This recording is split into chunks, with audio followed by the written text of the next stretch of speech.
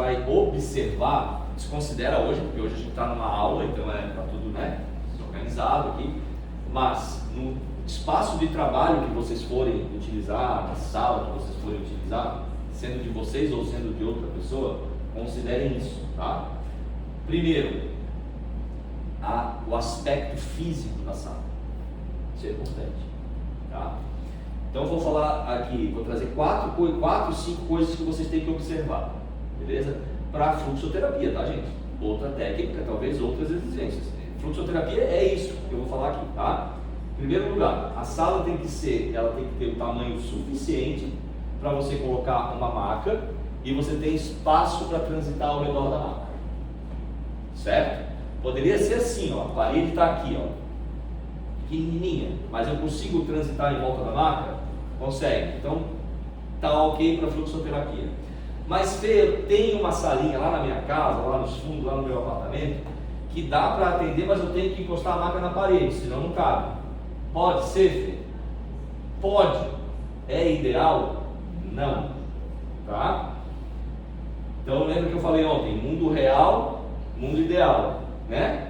Às vezes a gente não tem aquilo que é ideal, mas para começar, ok? Então, se você só tem essa salinha, só tem esse espaço, ok, comece assim, encosta a maca na parede, mas entenda que não é o cenário mais ideal de todos. Assim que puder, já pega um espaço maior, para você ter, vai ter um momento lá da aplicação da Flux, vocês vão entender o porquê, que não é interessante a maca estar encostada na parede, tá bom? Vamos lá. Então, a dimensão da sala é isso aí, tá? O espaço suficiente para eu botar uma cadeirinha do lado, para conversar com a pessoa e para eu poder transitar em volta da maca. Segunda coisa a ser observada, no físico, depois nós vamos para o metafísico. A sala precisa ser chique, luxuosa, precisa ter um tapete persa, um lustre, uou, não, né? Não. Precisa ser bonita a sala? Sim, precisa ser bonita. O que eu quero dizer com bonita? Precisa ter coerência nas formas, agradável, convidativa, atrativa. A pessoa precisa chegar na tua sala. Eu vou fazer um gesto que todo mundo já vivenciou, eu algumas vezes, de chegar num espaço de atendimento e fazer assim, ó.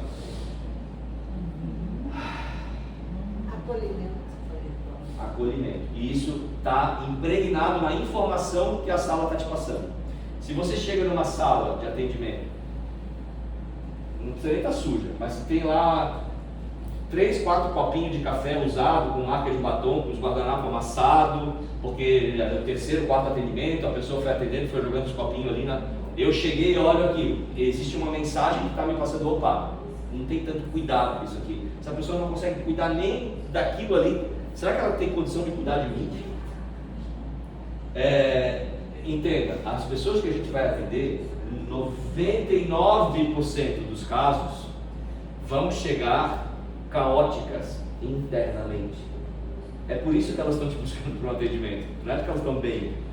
Vai ter um 1% que vai dizer assim, está tudo maravilhoso, lindo, fantástico, eu só estou me dando isso aqui de presente. Tem isso? Tem.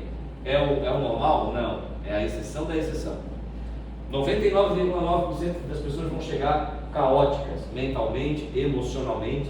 Aí ela chega, ela pegou trânsito, caos da cidade, ela chega na tua sala e ela encontra um ambiente caótico, sujo, desorganizado, parede descascada, um vazamento. O que você acha que essa pessoa vai ter como informação ao entrar na tua sala? Ué, mais caos. Agora, se ela chega num ambiente, ela vem do caos mental, emocional, mundo, e ela chega num ambiente organizado, limpo, harmonioso, antes de tu abrir a boca, o trabalho já começou.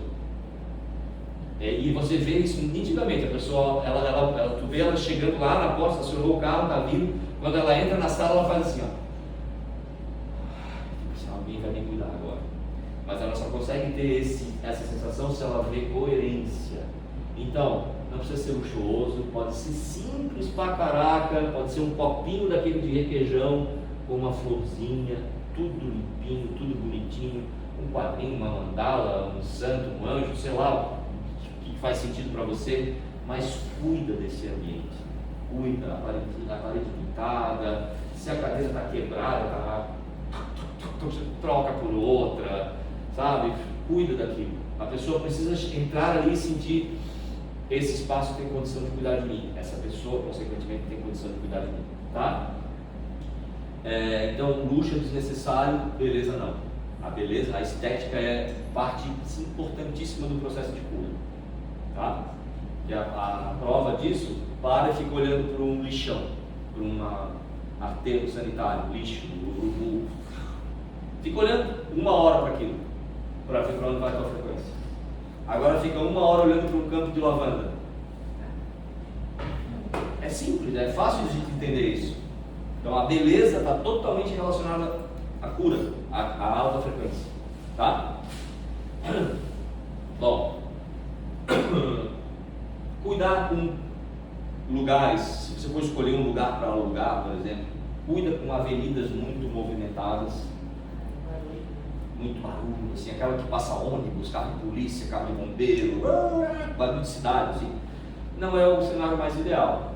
Se for o que tem, tá tudo bem, né? Tentar criar um clima lá dentro para amenizar o som, porque isso, a gente tem que pensar sempre, gente, no bem-estar e na experiência da pessoa que vai deitar na tua maca.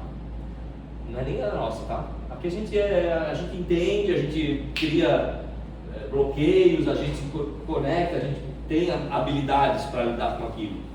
A pessoa raramente vai ter, né? E ela precisa viver aquela 1 hora assim, aquela experiência, tá? Uma sala gostosa, um ambiente, né? Se tiver muito calor, de preferência climatizado. Se tiver muito frio também, uma mantinha. Pensa na experiência de quem vai ficar ali, tá? Isso é importante pra caraca para o resultado. Incenso.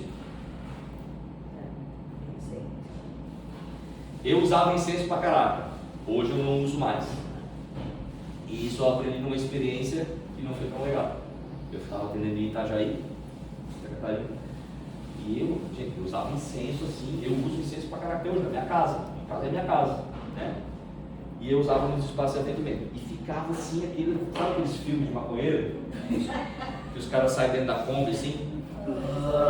A minha sala de atendimento era mais ou menos daquele jeito. Incenso pra caralho. Aí o cara chegou, sentou na maca, começou a conversar e tal. Enquanto ele estava sentado, estava tudo bem. O cara deitou, eu comecei a fazer a aplicação e ele começou. E eu ali, né? No meu alto do meu ego, nossa, o cara tá tendo um processo assim, uou, né? Que processão de cura que o cara tá tendo. Aí terminou, o cara, 40 minutos, que é a aplicação da frutoterapia, o cara tossiu o tempo inteiro. E eu achando que era processo. Aí o cara senta na maca e eu falei: ih, irmão, pô, foi forte o teu processo, né? Ele: não, cara, não posso com licença, tenho uma alergia. Ah, mas por que não falou? Aí eu perguntei isso: mas por que tu não falou? Aí ele me deu na cara, falou assim: cara, o terapeuta é tu, né? Eu achei que isso era parte do trabalho, né? Tô aqui pra curar. Falei: irmão, ó, foi a única vez que eu atendi uma pessoa e falei pra ele: cara, eu não vou cobrar de ti. Fui lá na recepção e falei assim: ó, não cobra dele, porque ele não entrou no trabalho. Ele ficou o tempo todo lidando com a...